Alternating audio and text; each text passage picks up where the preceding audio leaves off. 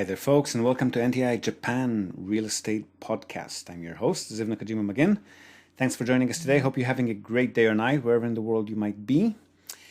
A bit of relief from the blazing summer sun and humidity here in Fukuoka, at least. And by that, I mean temperatures have gone down from 34, 35 degrees Celsius to about 30, 32. But hey, beggars can't be choosers, I suppose. I'll take it. So for today's episode, we've got a conversation with a new client, or a soon-to-be client to be exact, who's in the market for a city holiday property or a home away from home sort of thing. He's looking specifically at Tokyo, but the talk we had touches on issues that are relevant for holiday properties anywhere in Japan. So things like prices and sizes, age of buildings, their maintenance, and the effect that this has on ownership and depreciation. How we conduct due diligence, how to have a local Japanese representative if you're a non-resident, and so on and so forth. So a lot of the stuff we regularly discuss here on the podcast, but this time from the perspective of someone purchasing a holiday home as opposed to an investment property. So the criteria and issues affecting the buyer can be and are quite different on many fronts. So for anyone in a similar situation, this should be quite interesting. And even for those among you living in Japan or moving to Japan or currently hunting for a place to call home here, should be plenty of relevant stuff in there as well. So I hope you enjoy our chat. I certainly did, and I shall see you again on the other side. So go for it. So you're based in Dubai, you said, right? Where are you originally from? I'm Canadian from Toronto. Okay. Been living in Dubai for a while now. Yep. About 17 years. 17 years, wow. Yeah, more than a lot, but some people, it's, if you find a good job, or in my case, my spouse finds a good job, living here is pretty easy, and living tax-free comes with its own benefits. Right. So you're a trophy husband, are you? Sure. I mean, we left Canada in 2000. We first moved to Tokyo, and we were there for a couple of years. Yeah. That was our first time as expats. We were only there for 2 years, and we just enjoyed expat life. So we looked for other opportunities, and happened to be Dubai, and then we moved down the road to Abu Dhabi for a year, and then came back to Dubai, and we've been here since. Right. Yeah. So. Okay. How long did you live in Tokyo? Just 2 years, a little over 2 years. Okay. 2 years and 2 months, something like that. And you obviously liked it enough to be interested in living there again. Yeah, we sort of realized it's kind of our happy place. We have, probably influenced by the fact that it was the first place that it was that we were expats, and we really enjoyed it, and we try to get back there at least a couple of times a year. Yep. And when we were a little younger, we would sort of clash at a Japanese friend's place, but as you know, they're quite small apartments, and at some point we had a close friend actually from Dubai who moved there and had a big house in central Tokyo and a guest bedroom, and he lived there for 8 years, and we used to stay with him. And then when he left, 3-4 years ago, Airbnbs were still a thing there, or a real easy thing there, and we found a nice place, and we thought that was going to be our way. And then that sort of ended. And then we started to think, for other various reasons, which I can explain if you like, we thought maybe we should think about a holiday home there, because that's where we like to go. And I've also been thinking about retirement. I'm in my 50s. And again, we like the expat life. We see no urgency or reason to immediately just to run back to Canada. We thought, let's enjoy retirement and live sort of as expats in retirement. And so your spouse is also Canadian, is she? Yeah, we're both Canadian. Right. Both Toronto. And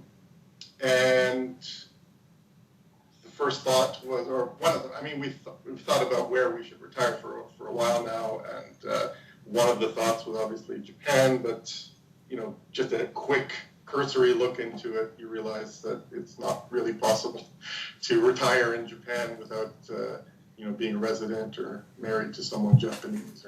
Yeah, I mean, you can set up a business that's low maintenance and not hands-on. That'll get you a business visa or investor visa. But there are hoops to jump through, yeah. Yeah. I mean, that investor visa is something we did consider, but I don't know. Are there agencies that sort of help you with things or that could explore opportunities, ways to do that sort of thing? Yeah. There's immigration lawyers. So you run your business ideas by them and they let you know what the criteria is, whether it satisfies it or not, and they help you with applications. They're not going to help you set up and run the business, though. Right. Yeah. So we thought we actually looked at properties in London and Berlin, where I have some. My heritage is German. I thought that was the case. Yeah. New York, where we have a lot of friends, and even Lisbon, because they have a golden visa policy or program in Portugal. But for all various different reasons, they're all sort of crossed off the list, at least there's still possibilities for after we retire, but not for now. And Dubai is a little restrictive and risky place to buy property, and we never had the feeling that we wanted to have anything permanent here. Like, we still rent here. We don't actually own any property anywhere in the world, and that's one of the reasons why. Let's have some place that we can call home. Yeah. So our mind keeps going back. Maybe something in Tokyo, and I realized that it wouldn't be an investment. It would be something we would probably or definitely lose money on if we're not renting it out. Monthly expenses, even the way like house prices in most of the world are going crazy right now, but in Japan, as always, they stay stable or are going down. So I realized that it's not a capital investment either. Well, I mean, that's generally true, but I mean, the last 5-6 years has seen Tokyo and Osaka at least very close to where they were pre-90s. But you're right in that it's anyone's guess whether it's going to continue or not. Yeah. Yeah. And also we thought, because we've been here for so long, all of our friends and family have been to Dubai in some cases multiple times, and the visitor numbers have been decreasing significantly over the years because there's not that much to do here in Dubai. Although it's touted as a tourist destination, it's not that much. We just thought if we get had a little place somewhere, we'd encourage people to come and visit again, and a place in Tokyo would be, exciting for people. Friends, family, definitely that, yeah. Come and visit again, and, we could meet there for holidays and, maybe even go fly out there more often than we currently do. So you're talking about a pure holiday home, maybe renting out by the month when you're not there, kind of thing? Yeah, basically pure holiday home. That would be for us, and if a close family or friend said, "Hey, can we, go out there? Can we use your place?" That would be on the cards. Okay, so we're not talking about letting strangers rent it out by the month when you're not there. Just ones referred by you, kind of thing. At the moment. Okay.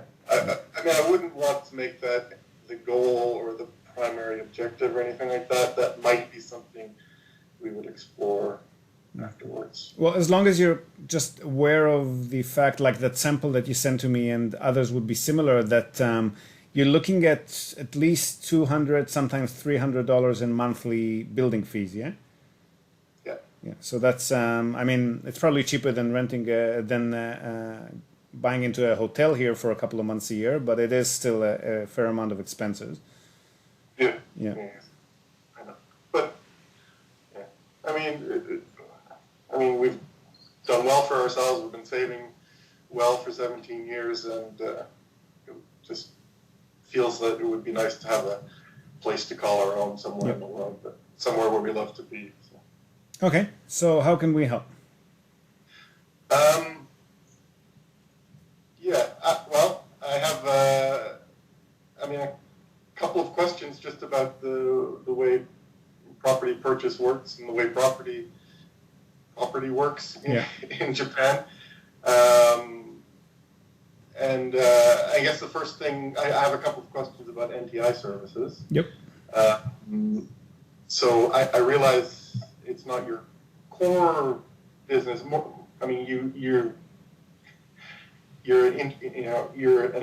You deal with investors who want to buy property to rent out and earn. Yeah, I mean it's not a core business, but we definitely have helped and still help people with holiday homes, land parcels that might be used for future development. So we've definitely, I'd say maybe 10% of the business that we do is non-investment related. So we do definitely do that. The thing is with holiday homes and places that people buy to live is that they usually want to visit them in person. So we can help them by organizing visits and tours and so forth. But with Corona, a lot of them have actually been purchasing sight unseen just because they can't come here. Right. So that's recently we have been doing more of that just because people can't physically attend in person. Right. Yeah. So the process is, if you're working through us, the process is that we would require you to fill in and have witnessed a limited power of attorney document, which enables us to represent you here in Japan. And then with that document, we can then contact sellers and realtors, and we can represent you in meetings and sign documents on your behalf, and make decisions on your behalf, collect income in case of investment properties, pay expenses in all other cases.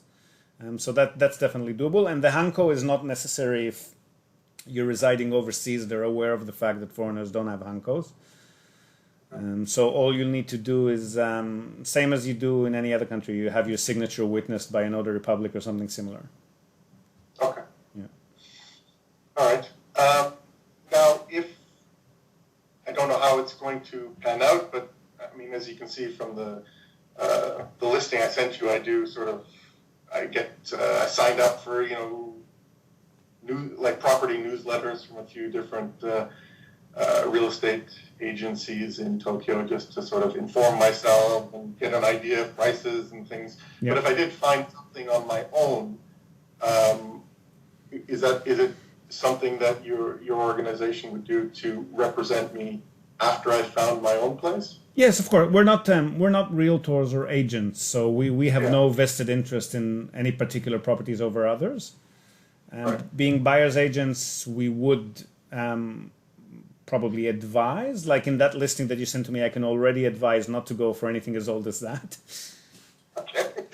Not so much for the building the buildings will probably be still renovated for a good few years, but the thing is that developers tend to hone in and move in on properties that are over a certain age, and then once they do that, if the owners of the individual units are not too savvy, which is usually the case, then they're going to be just running some scare tactics to try to convince them to sell at a hugely discounted price. And just telling them that the building's going to be torn down soon and that they'll never get their money back and that they better sell it as soon as they can, and which is obviously not the case, but people do tend to buy into that. Right. And then once they get 80% approval, then you're sort of forced to sell. I mean, you can hold on to the property, but the developer will eventually cease providing utilities. So without power, without water, there's nothing you can do, and then you will be forced to sell anyway. So we would probably advise against anything that's over 40 years old at the time of purchase, if possible. Okay. Just to give yourself at least a decade or so before that sort of thing happens. Right. Okay. Is that very common? Because I haven't heard a lot of horror stories like that. It's not a horror story in the sense that people usually would have had a good few years of income or a good few years of rent savings before it happened. So it's not like people are going broke because of it.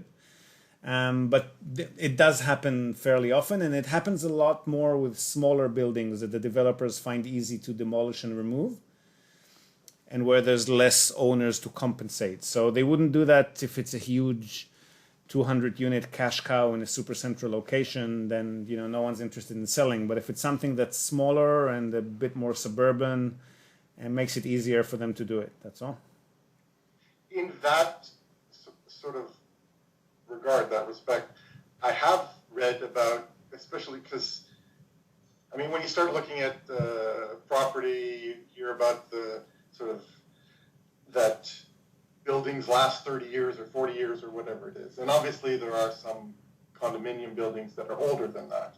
And then you start to see a couple of articles, or I found a couple of articles where the ownership comes together and they decide amongst themselves to tear the building down and rebuild it, and often rebuild it in order to cover the costs of rebuilding it. They have more units than it used to have, so that they sell some of the new units, and everyone ends up with a new condo, and the expenses aren't too high because they've sold some extra units.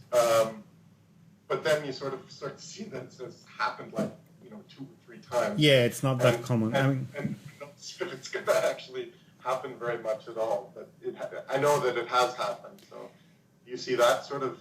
We haven't seen that one in person. So the hostile takeovers we have seen a few times, not too often, but they do happen. That sort of thing we haven't seen happen. And you've lived here, so you're probably at least a bit familiar with the Japanese psyche as a rule. They don't tend to like changes too much, especially the older generation. So to get them to buy into such a creative project, unless they're really seasoned investors, is going to be a bit of a challenge. So while I'm sure it does happen, we haven't run across it, and I wouldn't count on that happening in any way. And also, they've just first off, that lifespan that you mentioned is not an actual practical lifespan. It's just for tax depreciation purposes. Right. So the reinforced concrete blocks have an official lifespan of 47 years, but like you said, they do, like that building that you saw, they do tend to stick around a lot longer than that. You're just not going to be able to claim any more depreciation on them past that point. And the government has been pushing for some legislation that will extend that, so that might be resolved in a few years. But practically, again, the bigger and more cash yielding the building is, the more likely it is to keep getting renovated till kingdom come, kind of thing.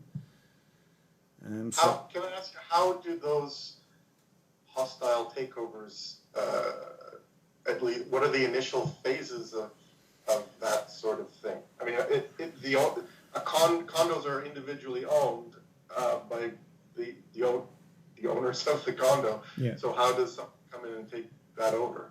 Well, there's a few ways they do it. First off, they contact the representative. There's always one of the owners is a nominated representative of the owners co-op. So They contact them, and they unfortunately often sort of, I wouldn't say bribe, but they make the relationship positive for them. So they send in a few gifts, and they take them out on a few dinners and that sort of thing, just to get the chairman on their side. And then they start sending letters to individual owners, mentioning that they're doing them a favor by offering them such and such price, because pretty soon it's not going to be feasible. And then if they can't get what they need that way, what they do is they purchase as many units as they can at reasonable prices. So they just go through normal sales and they buy a few of those units from the owners. And that gives them a place on the owners co-op and gives them voting rights, 1 voting right per unit. Which of course then also helps them to tip the scales in their favor when there's a big decision to be made, like selling the entire building. And they're pretty patient with it. So they're like one building that we've just one building that we have 3 customers with properties in that particular building. And the developers started their campaign about 4 or 5 years ago, and they've only come to fruition about now. So they're not in a rush, they take their time, and they kept buying 1 unit after the other, and now they've got 5 or 6 voting rights out of the 50 or so, and that already gives them 10% right there. All right. And the other thing is that I've just read that in about 2 years' time, the government is actually concerned about some of these old blocks being neglected and not being managed properly and becoming, well, firstly an eyesore, but also a danger. And they're actually thinking about giving certain, they're going to put through new legislation that'll force, there's going to be forced checks on the performance of the management co-op. And they're going to give a sort of a governmental stamp of approval for buildings that are being managed properly. And the buildings that are not being managed properly, there's going to be some legislation in place to force the owners to renovate and force them to pay for a proper building management company to come in and look at it and do what needs to be done. So that's not going to be, I mean, it's a good thing. I don't think it's not bad legislation, but it does mean that these older buildings are probably going to be jumping up in expenses quite sharply once they reach that stage. Right. And that was also pegged as 40 years old and over. Okay. So there's a bunch of reasons due to which I would probably advise to look at something that's maybe 30, 35 rather than 40 and over. Right. No, I get that. It's just when you look at one of my main questions was depreciation, and obviously, I mean, like when I lived, the last house that I owned, I mean, it was a 100-year-old house. I live in an apartment now, but it was a 100-year-old house, and it was not significantly cheaper than newer houses in the same neighborhood. But obviously, that's very different in Japan. Well, building materials are quite different, yeah. Yeah, I mean, construction methods and whatever. I mean, there's lots of differences. But my understanding, at least in Tokyo, where I've done my research, is property prices tend to go up a little bit, but the building itself, when it's brand new, it depreciates quite quickly. Yes, it's the land that retains value. If I'm looking at one particular part of town and there's like a building that's just been built and one that is like 30 years old, even if, I mean, it's almost impossible to get exact like for like, but if they're, roughly the same neighborhood, roughly the same floor size, the new one's going to be significantly more expensive. Correct. So obviously there's a curve of depreciation that gets closer and closer to the value of the land itself. And I was wondering if there was anyone that's ever done a study, or if the government, if there's like a graph or a way to calculate what that depreciation would be, and if it's possible to find sort of a sweet spot where the building's not too old, but most of the depreciation is gone from the building structure itself. There is an accountant can run you through that. So I can put you in touch with an accountant that a lot of our customers use, and he can explain there's two ways in which you can claim depreciation, two different tables. And they sort of use the more beneficial one tax-wise, depending on the customer and the property and the location. But the main thing to remember is that all of those calculations are only true as far as the official eval goes, right? And market price can have nothing to do with the official eval in many cases. And with that, the age of the property plays an even bigger role for market price, just because 90% of the buyers are Japanese, and the Japanese really like everything to be as new as possible. So there's no value here like there is in other countries on anything that's architecturally, traditionally beautiful versus brand new, or a piece of history. It just doesn't play here unless you're buying an old house as opposed to a condo unit. Right. In those cases, there might be some value in it, but again, I mean, most people would be looking to demolish and rebuild rather than preserve anything old. So there's not really any market value in that. Right. So does at some point the price of I mean, you hear about these old buildings that are basically worthless. So I'm just wondering, does that depreciation curve go down and flatten out at the land value line and then sort of flattens out? And is there a point where at a certain age, like something that's like 60, almost 60 years old, that took that unit that was built in 1962, is most of the price for that the land value associated with the parcel of land that is associated with that condo, or well, I mean, the how, building fully depreciates at 47 years old. So beyond that, it's really only the land value that plays any part in that. And then, depending on the property, I mean, properties that are primarily investment properties, which is not the one that you sent to me. The one that you sent to me is mainly going to be an owner-occupier property. But the smaller, older sort of the types of studio or one bedrooms that the people who buy would not want to live in and the people who live in would not afford to buy, kind of thing. So those are clearly investment properties. And then the pricing changes because they're priced primarily on the rental income that they can generate. So in those cases, you might see a building that's officially completely depreciated, but is still gaining in price just because the location is attractive and people still want to live there and pay the rent.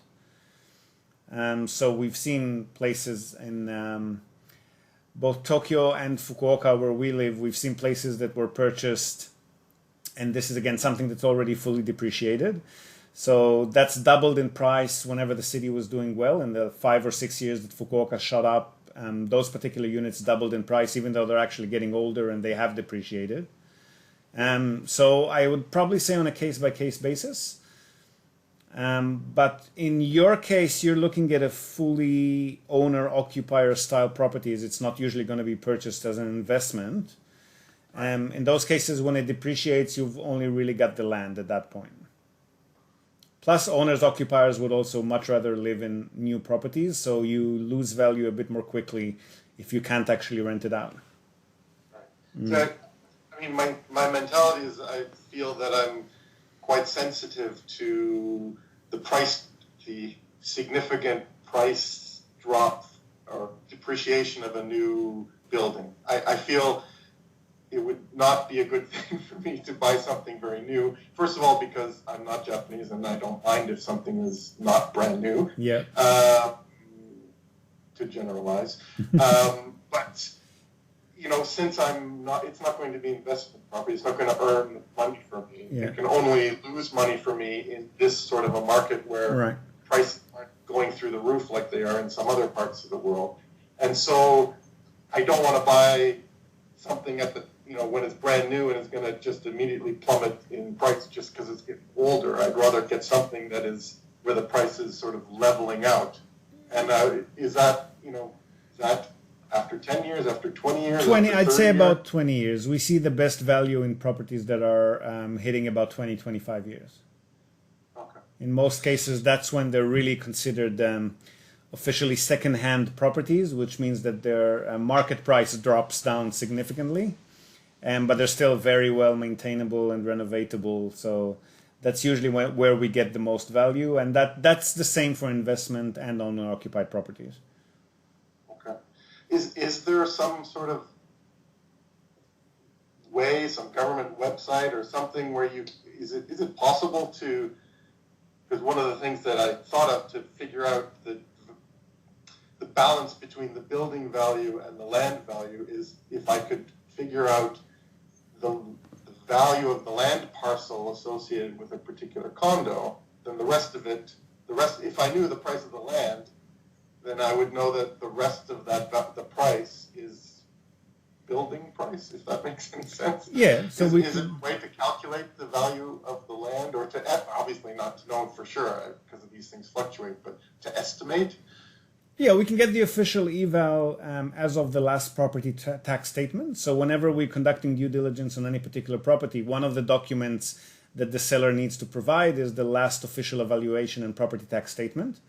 And there you'll have the official eval, which again can differ from market price depending on when they last updated those. But it'll give you a rough idea of where you stand at least. Yeah, but that would be sort of after I've decided on a target or decided to get serious about purchasing. I'm just looking at lots of properties, trying to figure out or be comfortable with the price that's being asked for it, wondering if it's, if it's a little too expensive for that, or that's actually a good deal because, I know what the land is worth. The thing something is, that anyone tries to do. yeah, the thing is, you don't really know what the land is worth. You just know what the government says the land is worth, kind of thing, which is, again, can be very different to what the market will actually offer for it. And so, I mean, we can definitely ask listing realtors to provide some comps, some comparable data of different properties and the prices that they sold for over the last 5-6 years. And some of them, particularly the ones that we've worked with on a few deals already, will do that happily. But others, like if you like a particular property that's being advertised for sale by an agent that we've never worked with, they're probably not going to give us the time of day before they have an offer on the table. Sure. So we can try and we can go off some listings that interest you and then ask not that listing realtor, but one of our partner realtors that we've worked with in the past, just to see if they can give us some info on that one. So we can definitely do that, but it's just that it's a very fast-paced market. So by the time we get that info, there might already be an offer on the property, that's all. No, I think if I've already decided on a property at that point, it's not as relevant. I was just wondering if people if there's a way to find that out, first of all, and if it's something that people use just in evaluating, it's like whether something is a reasonably good price or not. There are some websites where you punch in an address and name of property, and they'll give you average past sale prices for that particular building if they have it. Not all of them have that info. If nothing has been sold in that particular building in the last 5 or 6 years, then you're not going to have anything. But if there is, then there are websites that'll bring that up. Yeah. Right. Going back to older buildings, because obviously I keep getting pulled into the older buildings, at least looking at them on the listings, because the prices are much better for the size and the neighborhoods that I want. And so you start to see things about that they've had seismic retrofits, and I was wondering if these so-called seismic retrofits can bring older buildings up to current standards, or is it just some temporary measure or something that they do for insurance, or what do you have views on seismic retrofits, or it's like conforming to earthquake resistant standards, or that they have seismic resistant certificates? No, that's a real thing. That's a real thing. The reason. Does that mean post 80 that brings an older building up to post 81, or Correct. Is it it's a bit better than it used to be? It's the best that you can do without rebuilding it. It's probably not as good as if it was being built to the latest standards, but it's pretty darn close. I mean, the reason that they need to do this for insurance purposes is because the general convention is that that's what needs to be done for older buildings and to bring them up to speed. So yes, I mean it's a real thing, and it is done, and it's part of the due diligence processes. We'd like to see that has been done. All right. Okay. And speaking of seismic issues, do you have any? Is it a consideration like a high rise versus low, like a low-rise building from 1978 versus a high-rise building from the early 80s, 82, let's say? Would you still think that the 1981, or feel that the 1981 is more earthquake resistant? Was it a huge change in 1981, the earthquake resistant standards? Was it like a real dividing line, or was it a slow change? No, it was a very sharp divide, and it's actually a lot harder to sell those older ones for that reason. So it's definitely again, it's a real thing. So look, again, it's a case by case thing, because we often see older buildings that have been seismic retrofitted and have been properly managed and properly renovated. And we do see younger buildings where the building management company just didn't do its job properly and the building is neglected. So I'd say it's a rule of thumb, but we need to review it on a case-by-case basis. But all things being equal, if the building is well maintained, then yes, I would go for the newer one. Okay.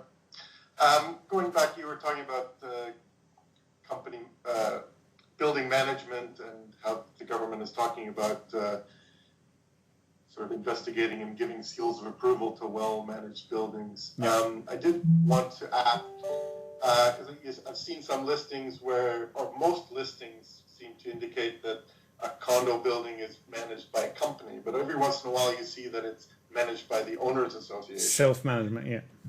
Yeah, is there positives, negatives to either of those? I assume one is a little bit cheaper, but I don't know if it's always a good thing. Not necessarily cheaper. It's we would usually prefer to go for the management companies if possible, just because they tend to know what they're doing better than just a bunch of owners. And sometimes with the self-managed buildings, there are some cases in which you don't actually pay building fees by the month, or at least not full building fees. And then they just hit each of the owners up whenever there's a big job that needs to be done. They hit you up for a one-time payment. So that sort of removes the stability that we like to feel when we are purchasing into condos.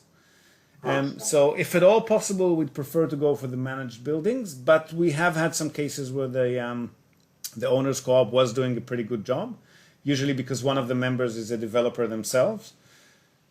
So again, case by case, but again, all things being equal, I'd probably go for the management company if possible. Right. Having said that, some of them do a bad job and have to be replaced. That's sometimes a thing as well. Of course. Yeah. Speaking of management, is there I assume this is something that that your organization would take care of if you represented me, but how does one determine whether the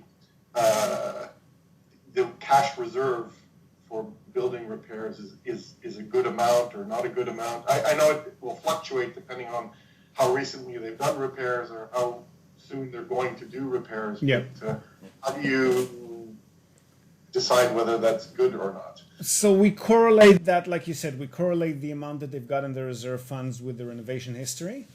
And we know that depending on the age of the building, between 10 and 15 years, there are a few major renovations that need to be done. So for younger buildings, it's it starts off with every 20 years. So you're not going to do much until the building is 20 years old. Then it becomes every 15 years. Then when they hit 30, it becomes every 10 years kind of thing. And then you want to make sure that the exterior and the roof and maybe the elevators, in case of buildings that have elevators, you want to make sure that these things were done in the last 10 or 15 years. And if they haven't been done, but they got plenty of reserve funds to use when they do need it done, then that's okay. And if they have been done and the reserve fund pool is depleted as a result of that, and that was done 5-6 years ago, that's also okay. But if both are not there, then that's probably a red light for us. So we would recommend not to go ahead with that deal. Right. Yeah. Okay. All right. Let's a question about moving forward, making a deal happen. I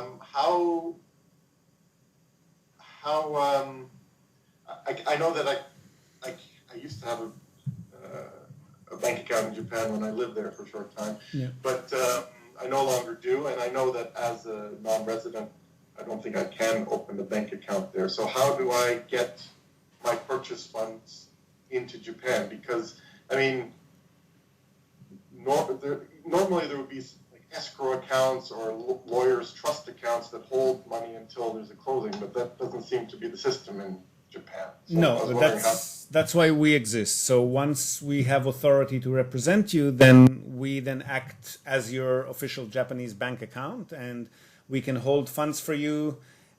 If the rates are attractive, for example, and you're not even sure what you're purchasing yet, but you know that the rates are now peaking in your favor, then you can treat us as your bank account and just send funds over to be held until purchase.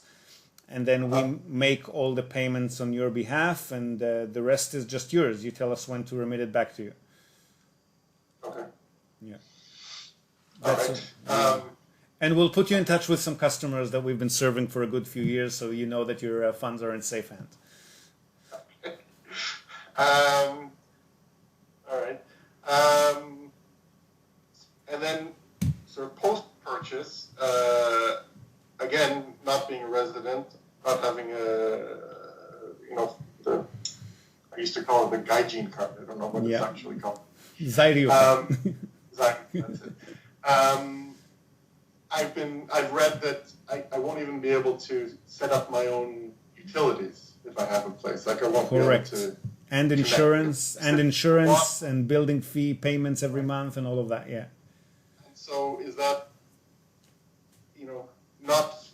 not needing, full on, whatever the term is, property management, where I have to have a management company, or I would like a management company to take care of tenants. This would just be for me. So do you have like sort of simple management packages where you could just take care of utilities and? Yep, that's us again. Yeah. So is that a major monthly or yearly expense, or what are the sort of? Well, in cases where we're managing a tenanted property, we charge, like the property managers do, a percentage of the rent. And in cases where we're just managing a property that's not being leased, we just charge for 1 hour of work per month, and then we do all of that for you. So our labor is 3,000 yen. It's 2,800 plus tax, so it works out to be about 3,000 yen per month. Okay. And for that, we take care of everything except the tax. If you want us to also pay your property taxes, that's another 1 hour once a year. Okay. Initially, to get the different utility accounts going, whether it's telephone, internet. That's all part of the settlement. That's all part of the settlement process. So if you pay us to facilitate the purchase on your behalf, we're going to put all of that in place as part of that. Oh, okay. Yeah. That's good. And then it's just paying the bills, basically. So we'll do that on a monthly basis for that 1 hour a month. All right. And do you would you tell me what I need to send you every month, or would you want me to keep a balance with you, or how would that work? We'll need to have 6 months ahead of all payments. So we can pretty much estimate what the building fees are. That's a given. Yep. And then the water and power, if you're not using them, I think the minimum to keep the line alive is 1,000 yen a month for the electricity. The water is not even that, I think. And some of the buildings will also, because they don't have individual meters, the water might be a communal fee that's included in the building fees. So we estimate the monthly expense, and we'll need to always have 6 months ahead. Okay. Of everything that we need to pay on your behalf. Bills plus your fees. Correct. Got it. All right.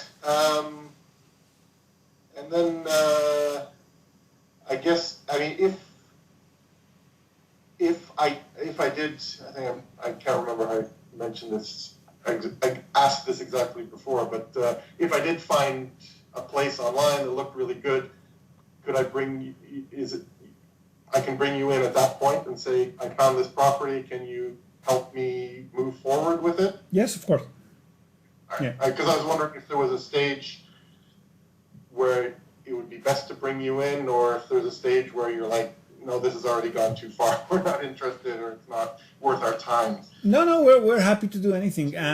Our purchase fee is depending on the budget or the purchase price. So whatever you think you're going to be purchasing, you tell us what the budget is, and then if you want us to start researching and providing potential properties and conduct due diligence on them and so forth, then we need that purchase fee estimate paid in advance. But if you don't want us to do any of that and you just want to start researching on your own, then whenever you're happy for us to start working, that's when you pay us. So it's entirely up to you. Okay.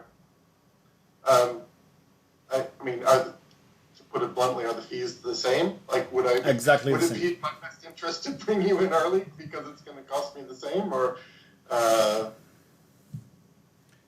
is it? And I don't know if it's just the more complicated stuff is after we sort of put a purchase in motion. Well, most of the work is on the due diligence and negotiation, contacting realtors and organizing the sale itself with all the documents that are related to it, and for us to review all of the official documents.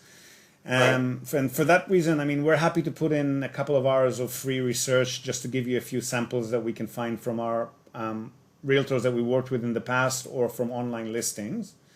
And that's not the major part of our job, so there's not going to be a huge difference. We do have another scheme in which we charge by the hour. And just if you just ask us, well, can you look at this property and this property and this property, and then can you facilitate the sale on this one based on your recommendations? But if you're going to be evaluating more than 3 or 4 potential properties, I think it would be more worth your while to just get the purchase fee. Okay. Just it's going to end up being more than 100 or 200 hours, and then it's just not worth it. Okay. Just a couple of random questions I have. Yep. When I purchased my last house, one of the things that I've done or always did when I did purchase a property was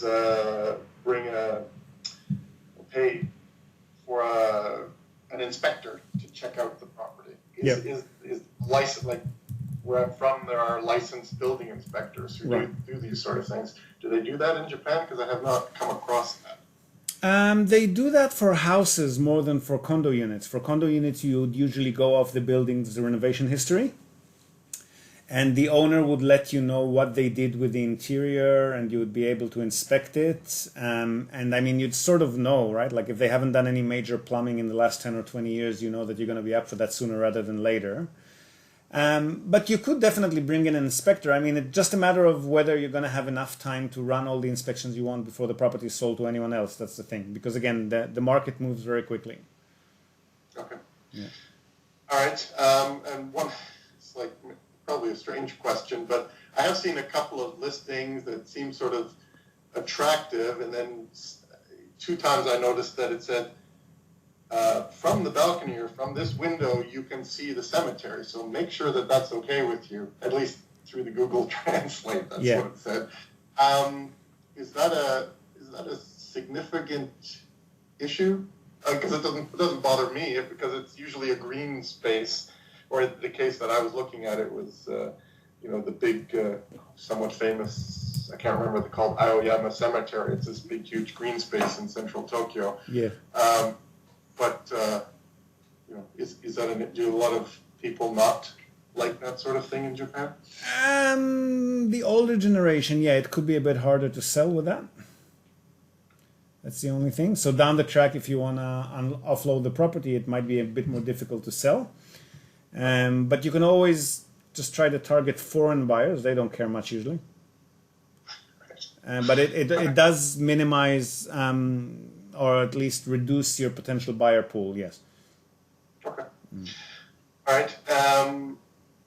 And something occurred to me about when you do your due diligence, or when you would do your due diligence on a building, is the number of sort of renters versus owner-occupiers something that you look in? Is that I've heard that if there are investment buildings where it's all renters in there, and I want to have a holiday home in there, that sometimes the upkeep isn't as nice as when a building is filled with owner-occupiers. Is that true, or It is true, but that's not going to be something that you'll need to trouble yourself with, because the types of properties that you're looking with are always going to be in primarily owner-occupier buildings. That might be a case if you're borderline size-wise, like say if the entire building is 2DK properties, for example, or something that's under 50 square meters but over 25, then that might be a mixed bag kind of thing. But anything below that is going to be primarily investment, and anything above that is going to be primarily owner-occupier. So you're looking at things that are 3 bedrooms and about 80, 90 square, right? That one. I mean, that's what made that one from 1962 quite attractive, because it was very large. I'm looking for a 2 LDK. 2 LDK at what size approximately? Probably mid 60s and up. Square meters, like 65 square meters and up. It's going to be pretty rare to have investor owners for those kinds of properties. They usually focus on the smaller ones. Okay. Yeah. Because I have no experience. Obviously there's buildings everywhere in Tokyo, but I have no idea if there's if it's a mix of renters and owner-occupiers, or how these things work. But Well, for it sounds like, management, to see if the building is being well managed, really all you need to do is look at pictures. And it's pretty obvious from the exterior and the lobby and the area just around the entrance. It's pretty obvious if the building is being well kept or not. So that's usually not a huge issue. it's one of the things that stood out on that old building that I sent you. There's lots of interior shots. There's very little about the common. Yes. Well, that's because it's a very old building. There's only so much that you can do to keep it well maintained at this age. Yeah. All right. That's a little list here. Yeah, I think that's pretty much everything covered in my questions. Okay, great. Any other advice or that you might give me for someone in my situation, or anything I should know or consider in terms of jumping into, I don't even like to say property investment, but ownership of a little holiday property from. Yes, so that's exactly what I was going to say. I mean, there's plenty of advice that I would give investors. But when you're looking for a holiday home, I mean, the most important thing is that you're happy with it. It's an emotional decision more than an economic one.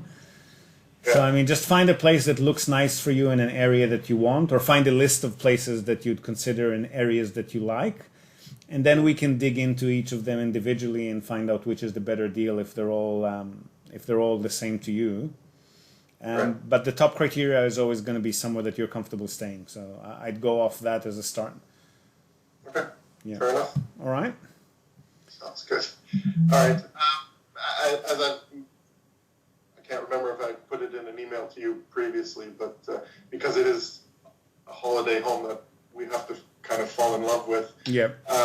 I'm not going to get really serious about this until I can actually visit Japan and see some of these properties with my own eyes. So yeah.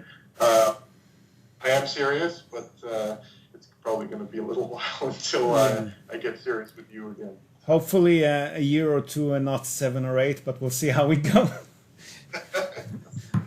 Fingers crossed that it's just a few more months. How are things there, by the way? Are you feeling the brunt of the virus there? No, it's actually been handled very, very well. Testing here is like extremely high per capita. Yeah. They do a lot of testing, so they've sort of kept it under control. And because it's a tourist destination, the government has sort of taken over or sequestered a whole ton of hotels that you get sick, you get put into a hotel, basically. Excellent. Or if you test positive. So they've managed it. I think they've managed it quite well. I mean, yeah. Good stuff. So you might be in our travel corridor or travel bubble when they open up again. We'll see how we go. That would be nice. It's just that we're kind of an outliner. Like the country next door, the countries around here are doing quite poorly. Yeah. Relative numbers are pretty horrible in Oman and Qatar and Iran. But UAE seems to be handling it quite well. So, I mean, everything is completely. We did have a significant lockdown where you literally had to get it was quite simple. It was through text, but you had to apply just to be able to go out, do groceries, and things like that. It's fairly instantaneous, but you could only do it every 3 days. Okay. That's what it was. Yeah. A couple of times. But now you have to wear a mask if you're outside or in public places. But basically, everything is open. Cinemas, restaurants, cafes, everything is open. You just need to wear a mask if you're in public. Yeah, same here. I'm not going there though. I'm steering clear of it. I've done a few lunches with friends, but that's about it. I mean, I think I'm like you. I have not been. Lots of people apparently do, but I have not been to a restaurant yet or a cafe, and I still only go, grocery shopping a couple of times a week. And my wife works from home, and I stay at home. So. Yeah. Well, fingers crossed. Like you said, I hope we can see you sooner rather than later. So there you have it. plenty of useful info there, and I'm sure many of our listeners who are tuning in and are in a similar situation hopefully found some value in it too. For me, the main takeaway here, if you haven't noticed, and I hope this buyer gets it too, would be do not purchase anything in a building that's 40 years old or getting close to that age. So seriously, folks, as attractive as these deals may seem, and I know that they are in many other countries, this is usually not the case here, or at least it's very rarely the case here. So if you need to compromise on the budget, on the size, on the location, not on the age. Do yourselves a huge favor, because these older buildings are going to end up costing you far more in the long run, especially recently with the recently announced new legislation. We're going to link to this episode again in the show notes. These older buildings, at the moment at least, are simply not worth it. So that's it from us for today. I hope you've enjoyed this episode. If you have, please do share it with your networks, put out the good word about the podcast, and beyond sharing, the best way to do this is to simply give us a bit of love on the iTunes store or Spotify. A star rating or a short review will really make our day here and will help us reach more and more people who could potentially benefit from our content. So we would really appreciate it. Also, your comments, as always, questions, general opinions, more than welcome to. Of course, feel free to leave them in the comment section of wherever you might have found this episode. We love hearing from you on any channel you feel comfortable on. Hope to have you with us again next time. And until then, from all of us here at NTI, we wish you, as always, a great day or night ahead. Get us good.